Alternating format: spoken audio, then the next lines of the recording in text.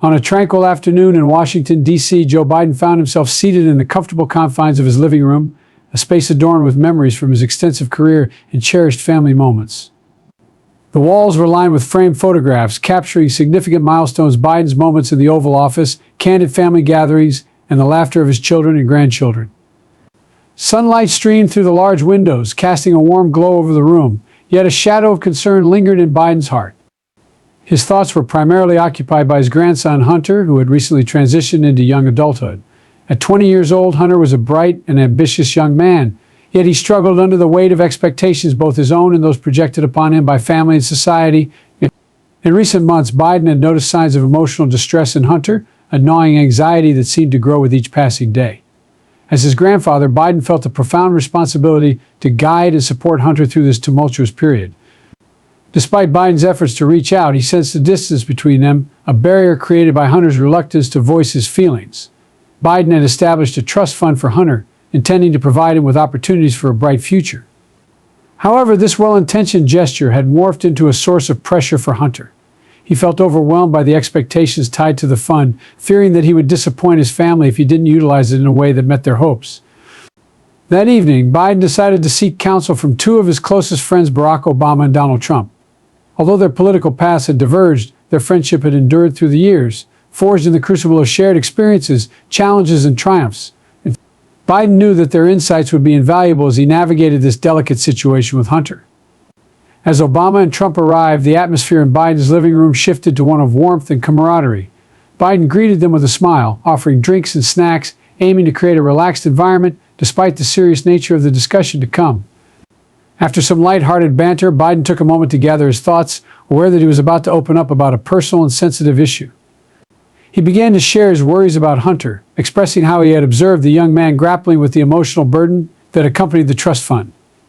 Biden recounted his own youth, recalling moments when he felt pressured to please everyone around him, a weight he did not want Hunter to carry. He emphasized his desire to empower Hunter in making decisions that aligned with his own dreams and aspirations. Obama listened intently, nodding in understanding. He recognized the complexities of familial relationships and the nuances of communication.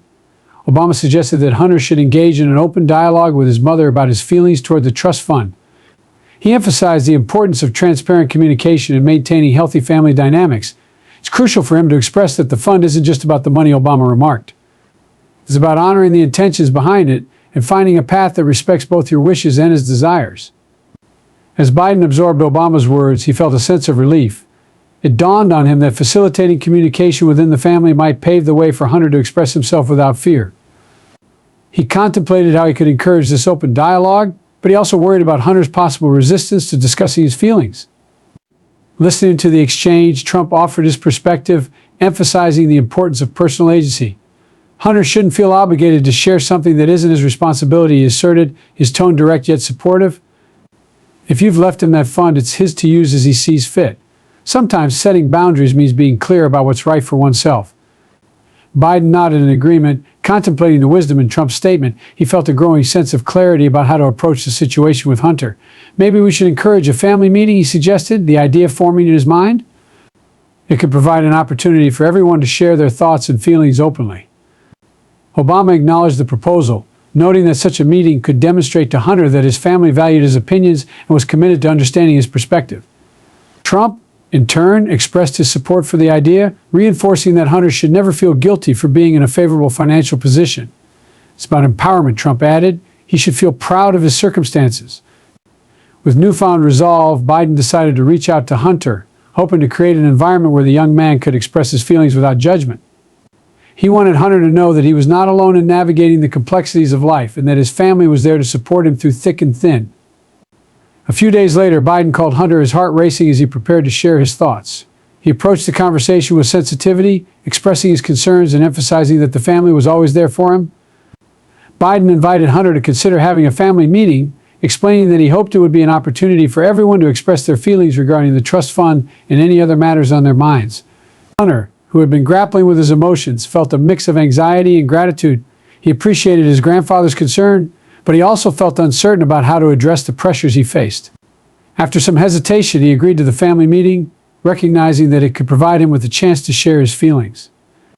As the day of the meeting approached, Biden felt a blend of excitement and nervousness. He He envisioned a supportive atmosphere where Hunter could feel comfortable expressing himself.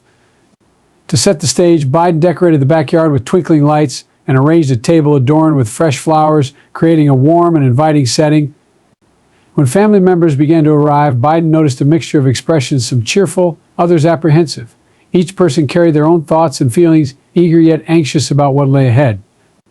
As Hunter entered, Biden sensed the tension in the air. His grandson appeared hesitant, yet determined to engage in the conversation. Once everyone was gathered, Biden took a deep breath and opened the meeting, thanking everyone for coming together. He shared his hopes for the gathering, emphasizing the importance of listening to one another and fostering understanding. His tone was sincere, conveying his desire for the family to grow closer through open communication. Hunter felt the weight of the moment pressing down on him, yet the support of his family provided him with a sense of comfort. As he began to speak, he expressed his confusion and anxiety regarding the trust fund. He shared how he felt overwhelmed by the expectations associated with it, fearing that he would disappoint his family if he didn't use the funds in a way that aligned with their hopes. His mother, sitting beside him, gently placed her hand on his shoulder. With a warm smile, she reassured Hunter that she wanted the best for him and emphasized the importance of pursuing his passions. "I want you to be happy, Hunter. Your happiness is what matters most to me," she said softly, encouraging him to share more about his feelings. Encouraged by his mother's support, Hunter continued to articulate his thoughts. He spoke about his dreams of pursuing a career in the arts and how he envisioned using the trust fund to support his artistic endeavors. "I've always wanted to open my own gallery," he admitted, his voice gaining strength. "But I also don't want to feel like I'm living in anyone's shadow. I want to make choices that reflect who I am." As Hunter spoke, Biden felt a swell of pride. He was witnessing his grandson finding his voice, expressing his hopes and desires openly. He realized that this moment was significant, not just for Hunter, but for the entire family. They were navigating a crucial conversation about dreams, aspirations, and the importance of familial support. Obama, who had been listening attentively, interjected with his own reflections. He emphasized the significance of family dynamics and the need for empathy. "It's crucial for us to understand each other's perspectives," he said. "By sharing our feelings, we can strengthen our bonds and ensure that everyone feels heard and valued." As the discussion continued, Trump contributed his thoughts, expressing his belief in the importance of personal responsibility. He reiterated that there was no shame in pursuing one's ambitions and that Hunter should feel empowered to make choices that aligned with his values. "You have the right to create your own path," Trump remarked, nodding at Hunter with encouragement. With each voice in the room contributing to the conversation, the atmosphere shifted from tension to warmth and understanding. Hunter felt a sense of liberation as he realized that he wasn't alone in his struggles. His family was there to support him, to listen, and to encourage him to embrace his individuality. As the meeting drew to a close, Biden felt a profound sense of relief. The family had come together to address a sensitive issue, and they had emerged stronger as a result. Hunter expressed gratitude for the support he received, and he recognized that he had a family that cared deeply for him, ready to stand by him as he pursued his dreams. In the weeks that followed, Hunter began exploring art programs at a nearby university, feeling excited and motivated by the encouragement he received during the family meeting. He engaged in conversations with his grandfather, sharing updates about his classes and new art projects he was eager to undertake. Biden took immense pride in hearing his grandson speak with renewed enthusiasm and confidence. One evening during a video call, Biden noticed the spark in Hunter's eyes. They exchanged stories about their experiences, discussing not just art but also life's challenges and victories. Biden reminded Hunter that the pursuit of one's passions was a noble journey, and he reassured him that he would always be there to support him. As time passed, the bond between Biden and Hunter deepened. They continued to share experiences and learn from one another, with Biden assuming the role of a mentor. He offered guidance not only in financial matters but also in navigating life's complexities and discovering the meaning behind their choices. Hunter learned valuable lessons about self-advocacy and the importance of surrounding oneself with supportive people. He recognized that life was not solely about fulfilling others' expectations, but about finding joy in pursuing his dreams. The understanding that he had a family who believed in him became a source of strength, propelling him forward. As they journeyed together, Biden found peace in knowing that his grandson had embarked on a path of self-discovery. He felt grateful for the love and support shared among family members, understanding that these bonds would guide them through life's challenges. Their journey continued, filled with hope, love, and understanding.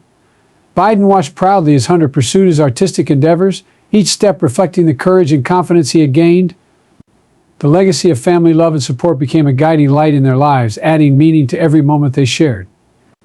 In the end, the challenges they faced only served to strengthen their relationship, reinforcing the idea that open communication and empathy were essential to a thriving family dynamic. Hunter had discovered his voice, and with the unwavering support of his grandfather, he felt empowered to navigate his future.